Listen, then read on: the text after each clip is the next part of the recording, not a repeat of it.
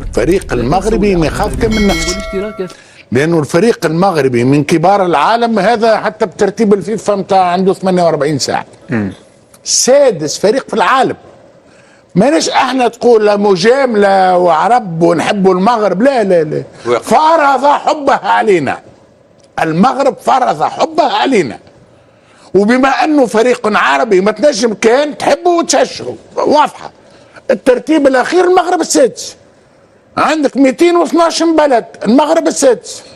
كيفاش على اللي يجي من بعد؟ اللي يجي من بعد لوج عليه باللوب، لوج عليه بالفتاش. اذا المغرب يخاف كم المغرب. جمال مبسوط يبتسم. لا عنده الحق، صح عليك، صح عليك معناها. لا صح عليك، صح علينا ايضا للامانه. معناها المغرب فرض علينا وانا نتفرجوا فيه وكانوا فريقنا. صحيح. فرض علينا كعرب، يمثل رغبة العرب وحماس العرب، ويمثل طموحات ايضا العرب. خالد يحكي لك احنا ما عندناش عقد. انا شخصيا ما عنديش عقد. انا اللي ينورني كبلد عربي انا معاه، نزل العالم معاه. المغرب نورنا. ما تنجمش ما تحبش المغرب، ما تشجعش المغرب، ما تنجمش المغرب يلعب بين نهارين وبين نومين، ما تقعدش تفرش المغرب لاخر مقابله. سمحت، فرق اخرى يجيك النوم وترقد، يجيك النعاس. اذا قلت لك المغرب اليوم فرض نفسه، واليوم المغرب عدوه الاول هو المغرب. التواضع، التواضع، تطالبه بالتواضع. التواضع. خاف يقول لك احنا البرازيل مش احرجناها، بالبرازيل كنا قاب قوسين ان ننتصر عليه، وكنا نجم ننتصر على البرازيل. فاسكتلندا شكوني؟ لا ترد بالك، نبقاو ناس متواضعين، كل منافس نعطيه حق. اسكتلندا راهي الكره الانجليزيه، اسكتلندا راهو اللاعبين الكل. ما كنتش تحبذ ان تبدا المغرب بمواجهه البرازيل المونديال؟ لا بالعكس، خلي تدخل كاس العالم الباب الكبير. خلي تدخل كاس العالم من الباب الكبير، تحط البصمه نتاعها من النهار الاول، لانه الناس الكل زعمه احنا الكلنا على الحقيقه، وانا وخالد هل حيعاودوا نسخه قطر ولا لا؟ الكلنا 2022 قلنا هي استثناء والمغرب وربما وكاس عالم مش كيما كذا، ولكن جات مقابله من البرازيل. ترى زعما هذه المغرب تاع 22 لقينا مغرب اقوى، امان اقوى من 22. واللي يحكي لك عليه خالد، وان وليد الركراكي ربما اعطى اقصى ما ينجم يعطيه للمغرب لمده 5 سنوات. هي في النهايه تبقى قدراته وافكاره. وللامانه حتى عمليه التغيير كانت طريقه سلسه، طريقه حضاريه جدا، نقله سريعه حضاريه جدا. فماش التشنج ولا وتنحي وهو رشحنا وهو لا، طريقه سلسه. ثم انا اكتشفت المدرب محمد وهبي الحقيقه انا ما نعرفوش، نعرف في الشبان، نعرف المغرب في الشبان ما شاء الله، ولكن ما نعرفش شنو هي البصمه اللي نجم يضيفها. راهو في مهمه مستحيله. معناها تجيب مدرب، وخالد مدرب ويعرف. تجي انا تعطيني فريق في القمه وتقول لي هيا دربوا القمه، وصلنا نص النهائي، شو معناه؟ محمد وهبي جيب لي النهائي ولا جيب لي كاس العالم. يقبلها، ولكن اكثر من يعطي بصمه للفريق.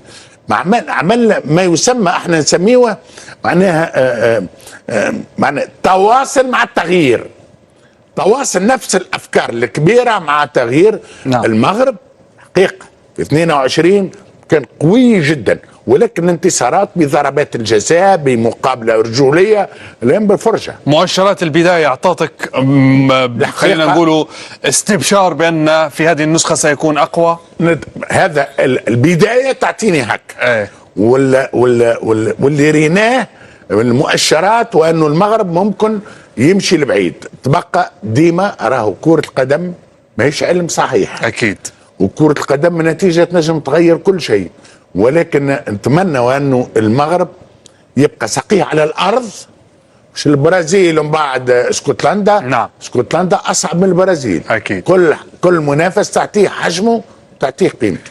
جمال، كيف تبدو خلينا نقول الحسابات اليوم في الأوساط المغربية لدى الجماهير، لدى خلينا نقول المسؤولين في التعامل مع هذه المعطيات اليوم؟ الضغوطات كبرت، الطموحات زادت، خلينا نقول المجال لا يحتمل الخطأ. هو كلام خالد وكلام أستاذ فتحي يظهر لك حجم المسؤولية التي أصبحت على عاتق هذا المنتخب. الآمال والتطلعات كبيرة، أصبحت كبيرة جدا بالنسبة للمنتخب المغربي. صحيح يعني دورة قطر نجح بامتياز، بلغ الدور النصف نهائي وكان ممكن يمشي أبعد لولا ضربات الجزاء التي لم تصفر يعني في المقابلة النهائية. وكانت دورة ملهمة جدا ليس فقط للمغاربة وإنما للعالم العربي، للقارة الإفريقية وللعديد من البلدان يعني خارج المغرب، لأن امتدادها كان أكبر من كرة القدم وكان أكبر يعني من الرياضة، انعكاساتها حتى على المغرب على الكثير يعني من الأمور. بالتالي هذا المنتخب دخل لهذه البطولة وعنصر المفاجأة ليس موجودا مثل ما كان الأمر عليه بالنسبة للمنتخب الذي شارك في دورة قطر. منذ البداية كانت عنده يعني موقعة كبيرة جدا أمام منتخب البرازيل بطل العالم ل5 مرات، موطن النجوم واللآلئ والمواهب وكل الأمور التي يمكن الحديث عنها. في المقابلة الأولى اجتاز يعني امتحان بنجاح على كل المستويات، دفاعيا هجوميا قدم كرة ممتعة في عملية البناء، في عملية التحولات. فاليوم سيواجه منافس مختلف هو المنتخب الاسكتلندي. منتخب اسكتلندي ايضا منتخب قوي، في جزئيه بعيدا عن الجانب المهاري جداً. ممكن المغرب تملك جيل مهاري بمستوى عالي، لكن اسكتلندا منتخب بدنيا دفاع تكتيكي، دفاع بدني صحيح. قوي، ولربما هذا تجربة أخرى مختلفة. لا، تجربة مختلفة، نوعية لاعبين مختلفة، لأن وسط ميدان منتخب اسكتلندا إيطالي، لاعبين يعني يمارسون في الدوري الإيطالي، عنده لاعبين يلعبون في الدوري الإنجليزي في ليفربول، في عدد يعني من الأندية المميزة، عنده 11 لاعب من طراز عالي جدا.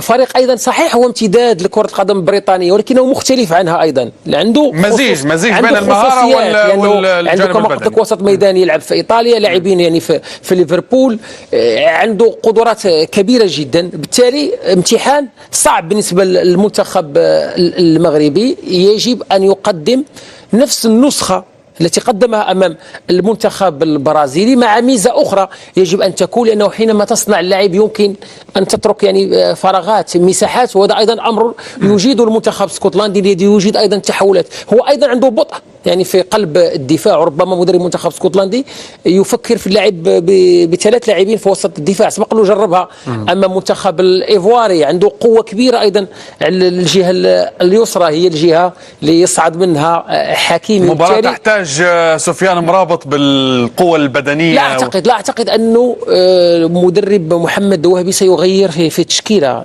تقريبا سيحتفظ على نفس التشكيلة التي خاضت المقابلة الأولى. إذا كان في تغيير ربما في تموضع بلال الخنوس مع عز الدين أناحي ممكن هذا هو، ولكن التشكيلة أعتقد ستكون نفس التشكيلة، لأن التشكيلة في الجولة في المقابلة الأولى يعني كانت مميزة.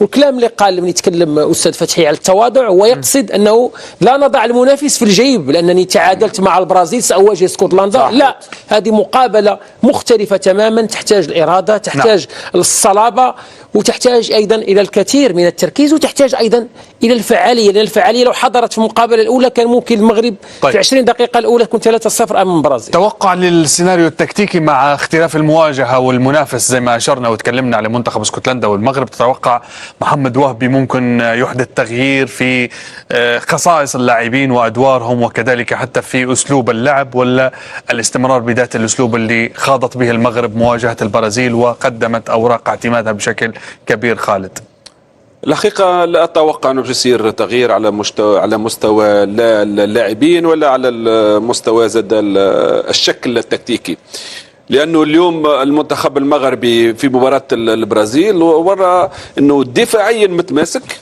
والكتلة دائما ما تكون مترابطة.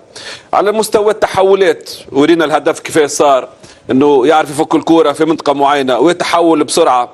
ولهنا لاعب كيما دياز ولا سايبري اكيد عندهم دور كبير ياسر، خصوصا لاعبي وسط الميدان. يمكن هذه الاضافه الكبيره من المدرب وهبي، انه حط لاعبين وسط ميدان على المستوى الفني متميزين. اللاعب عيناوي، اللاعب بوعدي وناحي، لاعبين على المستوى الفني ما ضيعوش الكوره، والخاصيه معهم دياز وسط الميدان. يعني دائما ما يكون وسط الميدان في 4 لاعبين، الخاصيه نتاعهم فنيه بشكل اساسي، لكن زاد في استرجاع الكره عندهم ذكاء يعني ملاحظ، ما يفوقوش، ما همش لاعبين نتاع كونتاكت، لكن لاعبين اللي يفوقوا الكره بمستوى تكتيكي مميز، وهذا اللي لازم يستحفظ عليه مدرب المنتخب المغربي. يعني ويمكن الاضافه الكبيره اللي عندك زاد لاعبين اظهره اللي على المستوى الهجومي متميزين، عندك حكيمي ومزراوي اللي لاعبين على المستوى الدفاعي اكيد مميزين، والمستوى اللي يلعبوا فيه خليهم لاعبين يعرفوا شو يعملوا دفاعيين، لكن الاضافه نتاعهم هجوميا كبيره ملاحظه. دونك تصور اللي ما باش يصير تغيير كبير في الشكل والا في على المستوى اللاعبين، لانه المنتخب المغربي ورى يعني فليكسيبيليتي، ما عادش الكلمه كيفاش تتقال، مرونه تكتيكيه فنيه على الناحيتين الدفاعي والهجومي، وخصوصا في التحولات اللي هي حاجه يعني نقطه قوه المنتخب المغربي، وهي خاصيه الكره الحديثه. خالد، ربما الحلم يطرق الابواب، الفوز اليوم يعني وضع قدم ونصف في الدور القادم بعد تعادل البرازيل الأول. أعتقد بأن محمد وهبي مدرب قدم شكل تكتيكي مختلف عما يقدمه وليد الركراكي مع المغرب. صحيح وصل إلى النصف نهائي في كأس العالم، لكن محمد وهبي مع المغرب غير. صحيح، أفكار أخرى، نفس التنظيم الدفاعي لكن أفكار هجومية أخرى. من يعني ممكن صار لنا من مده كبيره يعني ماناش المنتخب المغربي يضغط عالي على منتخب اقوى على الورق، ممكن انا ما ادريش اقوى تاريخيا واقوى على الورق، هذه اقوى تاريخيا، لكن على الميدان ما وراش اللي هو اقوى، لانه المنتخب المغربي لعب بدون عقد، ضغط عالي في اول المباراه. يعني فما احصائيه مهمه جدا ان المنتخب المغربي سدد 6 مرات في ال10 دقائق الاولانيين على المنتخب البرازيلي، اللي هي ما صارتش للبرازيل من عام 66 ولا يعني احصائيه صحيحه. يعني منتخب يدخل مباراه ضد منتخب قوي وكبير بتاريخه وبلاعبيه وما يقدروش وما يحترموش، يمشي له في المناطق نتاعو يضغط عليه ويسدد ويسجل له ويكون هو المستحوذ.